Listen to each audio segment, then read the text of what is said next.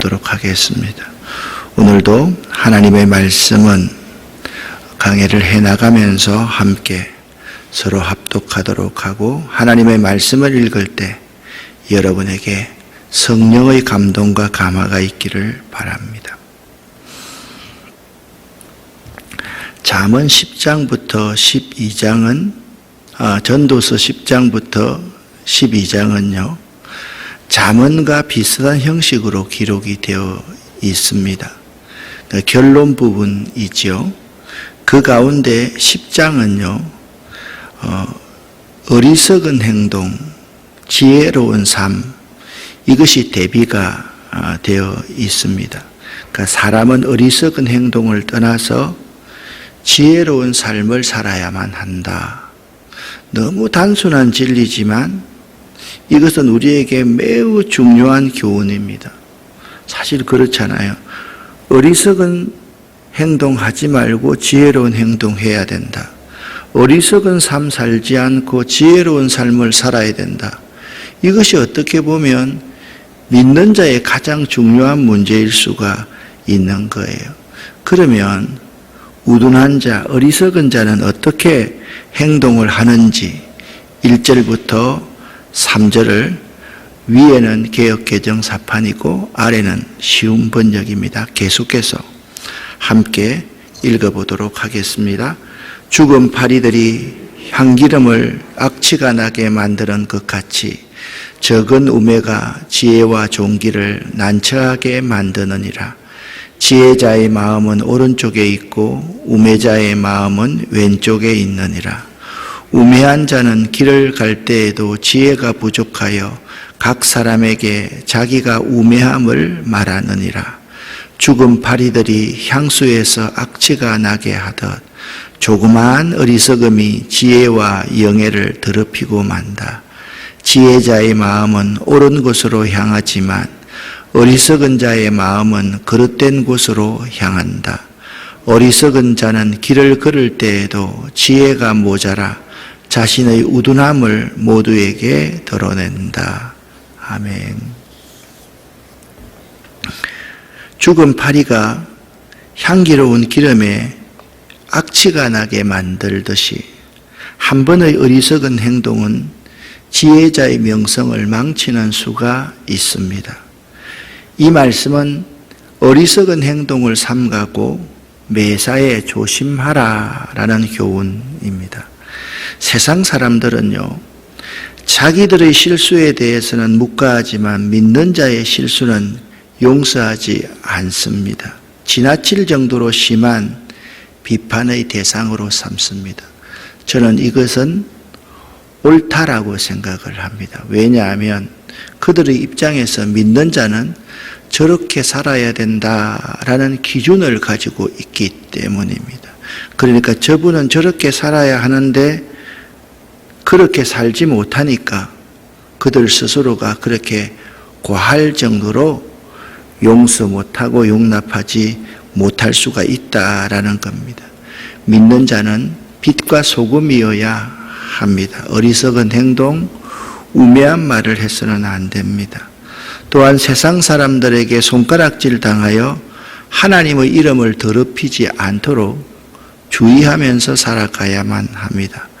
반면 이웃의 허물을 덮어줄 줄 아는 미덕도 믿는 사람에게 있어야만 합니다. 믿는 사람은요, 눈이 2개여서는 안 됩니다. 눈이 적어도 4개는 되어야만 됩니다. 다른 사람이 살펴보지 못하는 것 살필 줄 알아야 되고, 다른 사람이 배려하지 못하는 것까지도 배려할 줄 아는 그러한 사람이 믿는 사람입니다. 예수님을 한번 보십시오. 한 번이라도 어리석은 행동, 우매한 말을 하신 적이 있으십니까? 세상 사람들에게 손가락질 당하면서 하나님의 이름을 더럽힌 적이 한 번이라도 있습니까? 예수님은 항상 이웃의 허물을 덮어줄 줄 아시는 분이셨다라는 점을 우리는 잘 알고 있습니다. 지혜로운 자와 어리석은 자가 서로 합할 수는 없습니다. 그것을요, 오늘 전도서 10장 2절 말씀은 오른편과 왼편이다 그렇게 표현하고 있습니다. 오른편은 영광을 상징하고 있고 왼편은 비참을 상징합니다.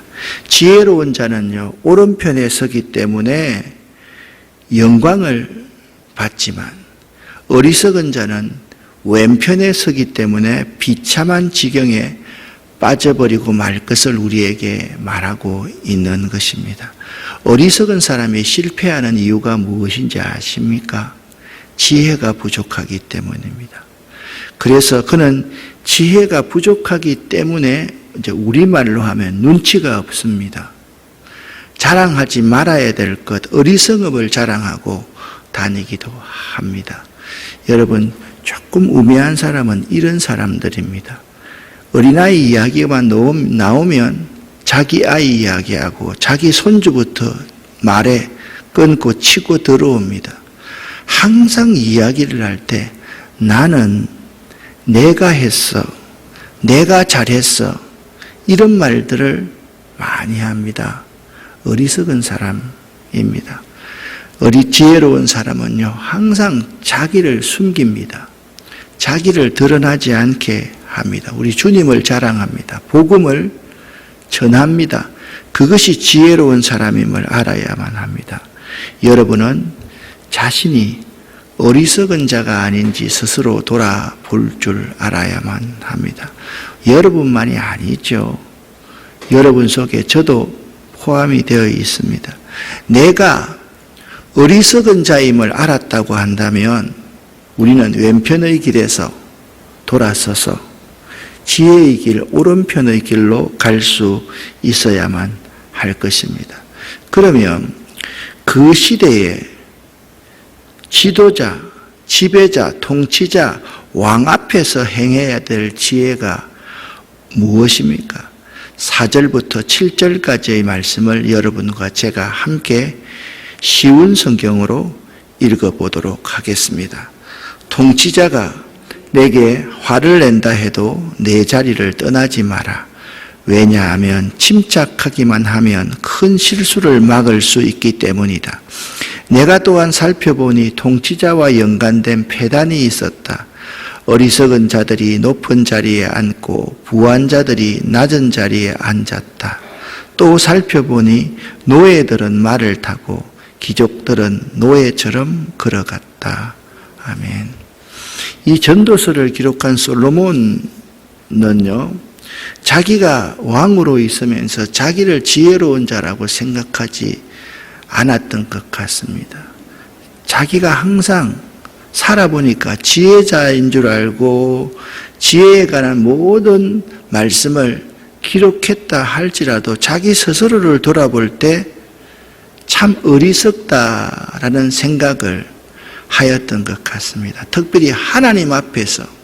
그러니까 솔로몬은 내가 통치자이니까 너희들이 내 말을 잘 들어, 이게 아니라 하나님 앞에서 자신을 비추어 보니까 이런 게 옳더라라는 점을 설명하고 있는 것입니다. 주권자에 대한 태도는 온유하고 인내해야만 합니다. 그러나 비굴하게 굴복하는 태도를 가져서는 결코 안 됩니다. 주권자가 지혜로운 충고에도 화를 내고 분을 품고 폭군처럼 행동한다 할지라도 온유한 마음과 참을성을 가지고 그에게 끝까지 조언해야만 합니다. 아이고, 저 사람 틀렸어 하고 숨는 자세가 아니라 지혜롭게 끝까지 조언할 줄 알아야만 합니다. 비록 그가 악한 주권자라 할지라도 그에게 충고와 조언을 아끼지 말아야만 합니다. 주권자에게 충성하는 것은요, 곧 그 주권자에게 권세를 주신 하나님을 따르는 것이고 하나님께 순종하는 것이기 때문입니다. 그러나 그가 하나님의 뜻을 어겼을 때까지 그의 뜻을 맹종해서는 안 됩니다. 그것은 지혜로운 행동이 아니라 비굴한 행동이기 때문에 그렇습니다. 매사 어리석은 자에게 지극히 높은 지위를 주고 정작 그러한 대우를 해주어야 할 자에게는 전혀 그렇지 않는 통치자의 불공정한 처사가 우리 주변에 많이 일어납니다. 저 자리에 앉지 말아야 될 사람인데 그 사람이 저 자리에 앉아 있고, 아니 저 자리에 꼭 앉아야 될 사람인데 그런 자리에 앉아 있지 않는 사람들을 보기 때문에 그렇습니다.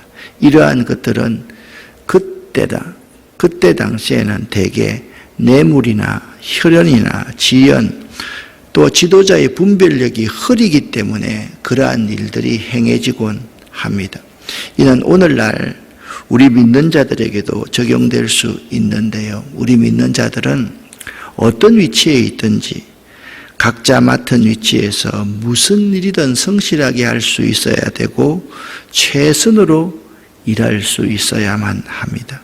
그리고 지금 내가 누리고 있던 모든 것을 나를 위해서 사용하는 이기적인 사람, 어리석은 자가 되지 말고 이웃과 더 나아가서 복음을 위해서 이타적으로 사용할 줄 알아야만 합니다. 이것이 가장 잘 되지 않는 것 같습니다. 내가 누리고 있는 모든 것을 이기적으로 사용하지 않고 이타적으로 사용할 수 있어야만 합니다. 그리고 하나님을 위해서 기꺼이 모든 것을 다 사용해야만 합니다. 목사님, 왜 그렇습니까? 좀 누리고 살다가 죽어야 되지 않습니까? 맞는 것 같습니다. 그런데 그것은 틀렸습니다. 왜 그런지 아십니까? 우리에게 이 70년, 80년의 이 세상이 끝이라고 하면 그렇게 살아야만 하지요. 그런데 우리의 인생은요, 우리 생은 지금이 끝이 아닙니다. 지금 이후에 더 영원한 천국이 있다, 지옥도 있다, 이 사실을 우리가 믿기 때문에 기꺼이 하나님께 모든 것을 다 드릴 수 있어야 된다. 주님과 복음과 이웃을 위해. 어떤 사람은 자기가 믿음이 있으면서 그렇게 헌신하는 사람에게 하면서 손가락질하는 사람이 있습니다. 여러분, 그래서는 안 됩니다. 내가 누리고 있는 것 중에 내가 태어날 때부터 가지고 온 것이 어느 하나 있습니까? 한번 생각해 보십시다. 공기를 내가 생산합니까? 땅을 내가 창조했습니까? 물을 내가 만들었습니까? 아니지 않습니까? 모든 것 다 받아서 누리고 있는 것 아닙니까? 어떤 사람은 조금 더 많이 누리고 있고 어떤 사람은 조금 덜 누리고 있을 뿐입니다. 제가 다녀온 중앙아시아 키르기스탄이라는 나라도 마찬가지입니다. 우리보다 훨씬 더 못 삽니다. 그런데 그들이 불행합니까? 그렇지 않습니다. 행복과 불행은 많고 적음에 달려있는 게 아니거든요. 행복한 사람은 내가 가지고 있는 모든 것을 이타적으로 사용할 수 있는 사람은 행복한 사람입니다. 내가 가지고 있는 것을 막 지키려고 끝까지 움켜잡는 사람, 그 사람이 불행한 사람인 것입니다.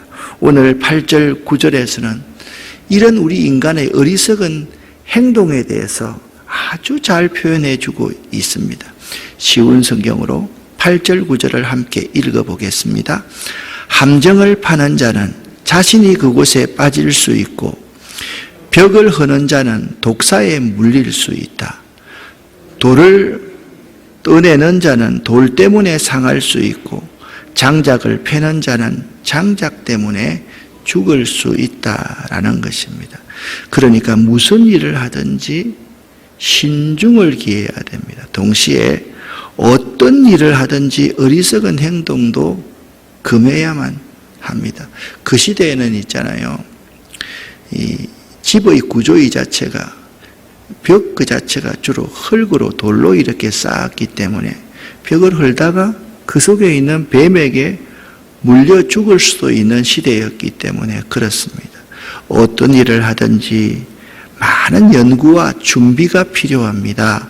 그렇지 않으면 자기가 바로 그 일로 인해서 큰 낭패를 당할지 모르기 때문입니다. 어떤 일을 하든지 연구와 준비가 필요하다는 말씀을 이어서 10절부터 11절에 이렇게 표현해 놓고 있습니다. 함께 읽겠습니다. 무딘 도끼날을 갈지 않으면 힘이 많이 들지만 지혜를 쓰면 성공한다. 뱀에게 마술을 걸기 전에 물린다면 그의 마술이 무슨 소용이 있겠는가. 아멘. 어리석은 자는요, 무딘 날을 가지고 하루 종일 일을 합니다. 그런데 지혜로운 자는요, 도끼의 날을 갈기 때문에 한 번에 오전에 1시간, 2시간에 그 일을 다 끝낼 수 있다라는 말입니다. 여러분과 저에게 필요한 것은요, 도끼의 날을 가는 시간이 필요합니다. 도끼의 날을 가는 사람과 도끼가 무딘 도끼를 가지고 장작을 패는 사람과는 엄청난 차이가 있습니다. 지혜가 있는 사람과 지혜가 결핍되어 있는 사람은 이런 차이가 있다라는 것입니다. 우리에게 필요한 것이 지혜입니다. 듣는 귀입니다. 열린 마음입니다. 하나님을 향해서 들으려고 발부둥 치는 그 귀와 열린 마음이 참으로 중요합니다. 그렇다고 한다면 어리석은 자의 특성은 무엇이겠습니까? 12절부터 15절까지의 말씀을 한번 읽어보겠습니다. 지혜자의 말은 은혜롭지만 어리석은 자는 자기 두 입술로 신세를 망친다. 어리석은 자는 미련하게 말하기 시작하다가 나중에는 미치광이처럼 말을 하고 만다. 이렇듯 어리석은 자는 말을 많이 한다. 1분 앞도 알지 못하는 사람들이 죽음 다음에 일어날 일을 어떻게 말할 수 있겠는가? 어리석은 자는 자기 일에 지쳐서 자기 동네에 가는 길도 찾지 못해 허둥댄다. 아멘. 저는 오늘 이 말씀이 참 은혜로웠습니다. 너무 은혜로웠습니다. 어리석은 자의 특징 2가지입니다. 입술로 신체를 망칩니다. 말을 많이 합니다. 어리석은 자의 또 하나의 특징이 뭐냐면 그는 일 속에 파묻혀 삽니다. 이것이 그래서 일에 지쳐서 자기 집에 가는 길도 찾지 못하고 자기 집의 비밀번호도 잊어버리고 사는 사람은 참 어리석은 사람입니다. 여러분은 어떤 사람입니까? 말을 많이 하면요, 실수가 많게 마련입니다. 일에 파묻혀 살면요, 그 일 때문에 내가 그 함정 속에 빠져서 내 건강을 해쳐서 죽고야 만다라는 것입니다. 16절부터 17절까지의 말씀은요, 우리가 이제 신학을 하거나 책을 많이 읽다가 보면 아우구스티누스, 성 어거스틴의 그 하나님의 나라, 신의 나라는 이 책의 근간이 되는 내용입니다. 지혜로운 나라가 있고 어리석은 나라가 있다. 같이 16절, 17절을 읽어보겠습니다. 왕이 노예 출신이고 대신들이 아침부터 잔치에 빠져 있는 나라여 화가 있을 것이다. 반면 왕이 기이한 집안 출신이고 대신들이 즐거움을 위함이 아니라 건강을 위해 먹는 나라여 복되도다. 아멘. 국가나 사회를 이끌어가는 위치에 있는 사람들은 쾌락을 추구할 것이 아니라 성실히 일해야 됩니다. 다시 한번 말씀을 드립니다. 지도자는 쾌락을 따라서 해야 됩니다. 그러니까 지도자의 가장 중요한 덕목은요, 백성들을 따라서 정치를 하면 안 됩니다. 백성들을 위해서 정치를 해야 됩니다. 자기를 위해서 정치를 하면 안 됩니다. 항상 모든 것이 성실하고 꾸준해야만 합니다. 한 번에 급격하게 많은 것을 바꾸려고 하는 것이 아니라 그 방향을 정확하게 제시하는 자가 좋은 지도자입니다. 어리석은 왕이 나라를 다스리면 그 밑에 있는 사람들은요, 자기 만족을 위하여서 방탕을 일삼을 수밖에 없습니다. 그러니까 막 폭군이 나라를 다스리면요, 그 나라가 잘 될 것 같은데 아래에 있는 사람들은 타락하는 것이 더 많습니다. 그러나 많은 학식과 덕을 겸비한 유능한 지도자가 나라를 다스리면 거기에는요, 유한 것 같은데 틈이 없습니다. 왜냐하면 그 왕이 많은 책을 읽고 많은 지식을 갖고 있기 때문에 부족한 점이 어떤 점인지를 잘 알고 있기 때문입니다. 그 국가와 모든 것들이 번성하게 될 수밖에 없습니다. 유명한 교부 성 어거스틴은 이 구절을 잘 연구하여서 신의 도성과 마귀의 도성 두 도성이 있다.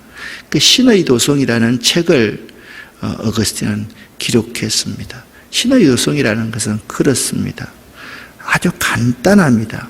좋은 지도자가 나라를 다스리면 나라가 번영하지만 악한 지도자가 나라를 다스리면 나라는 망한다. 여기는요, 1장부터 세 부분으로 나누어져 있는데 1장부터 10장까지 내용에 보면 로마라는 나라와 하나님의 나라가 있다라는 겁니다. 로마라는 나라는 있잖아요. 지도자가 악하기 때문에 그 밑에 있는 사람들이 전부 다 쾌락과 방탕만을 일삼고 있는 거예요. 그런데 하나님의 나라의 백성들은 항상 이타적인 그러한 삶을 살고 행복한 삶을 산다. 그런 내용이 세 부분 가운데 제일 첫 부분에 기록되어 있습니다. 내가 속해 있는 가정과 교회와 사회에서 내가 지도자적인 위치에 있는 사람이라고 한다면 나 자신이 어떤 지도자가 되어야 할지를 이 시간 한번 결심해 볼 수 있기 바랍니다. 나 같은 사람이 이렇게 생각하지 마십시오. 여러분 가정의 부모라고 한다면 여러분이 중요한 지도자일 수가 있습니다. 여러분의 모습을 그대로 본받아서 자녀들이 되기 때문에 그렇습니다. 간혹 저는 참 놀랄 때가 있습니다. 어떨 때 보면 우리 아이들이 저를 많이 안 닮은 것처럼 보일 때가 있는데 또 어떤 사람은 우리 아이들을 보면서 내 얼굴을 본다는 거예요. 참 놀랍습니다. 나는 자꾸 아이들을 보기 때문에 그 아이들 속에 나를 발견하지 못하는데 다른 사람들은 쭉 보면 목사님 딸이네요. 목사님 아들이네요. 그걸 알더라는 겁니다. 무슨 말이겠습니까? 우리 가정에 있는 아이들은요, 쓰는 용어까지 아빠의 용어를 많이 닮았습니다. 그렇지 않습니까? 어떤 교회에서 신앙생활 하느냐는 매우 중요합니다. 예를 들면 우리 교회 교인들의 특징은 항상 기도할 때 이타적인 사람이 됩시다. 놔두고 베풉시다. 이런 용어들을 참 많이 사용합니다. 또 어떤 교회 사람들은 하나님 복을 주시옵소서 그 말을 참 많이 사용하는 경우가 많습니다. 자, 한번 보십시오. 우리 교회가 좋다는 것이 아닙니다. 나누어주고 베푸는 삶이 복이라는 거예요. 받는 것이 복이 아니라 나누어주고 베푸는 것이 복이라는 거예요. 지도자들이 어떤 입장에 서느냐에 따라서 그 교인들의, 백성들의 삶이 아주 달라질 수 있다라는 거예요.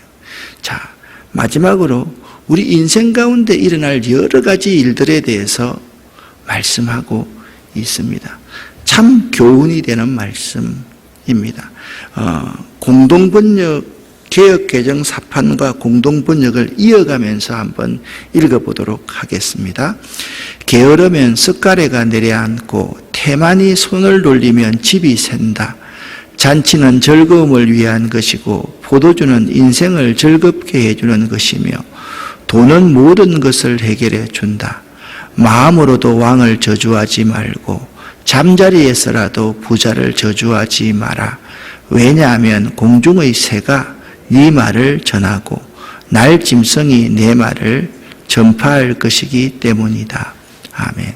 19절 말씀이 좀 제가 이해가 안 돼서 쉬운 번역을 공동번역으로 이렇게 함께 읽어 가는 겁니다. 여러분 19절 말씀이 진리라는 말이 아닙니다. 19절 말씀은 이런 뜻입니다. 같이 읽어보겠습니다. 게으르면 들보가 내려앉고 손 놀리기 싫어하면 지붕이 샌다. 사람은 즐거우려고 잔치를 벌인다. 술이 있어야 살맛이 있다. 돈이 모든 것을 해결해 준다. 그만.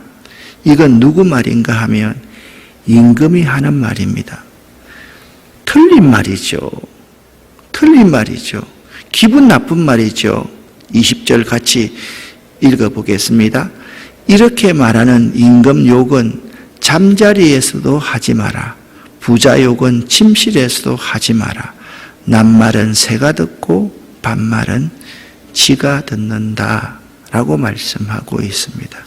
지혜자는요 어떤 사람이냐? 말을 가릴 줄 아는 사람이 지혜자이고요, 어리석은 자는 말을 함부로 하는 자가 어리석은 자입니다. 지혜로운 자는요 때를 가릴 줄 아는 자가 지혜로운 자이고, 어리석은 자는 때와 시기를 전혀 알지 못하는 사람은 어리석은 자입니다. 여러분은 지혜로운 자가 되고 싶습니까? 아니면 어리석은 자로 살고 싶습니까? 지혜로운 자는요 말을 가릴 줄 알고, 지혜로운 자는 때를 구분할 줄도 안다. 여러분에게 이 말씀이 오늘 하루 큰 은혜의 말씀이 되기를 예수 이름으로 간절히 축원합니다.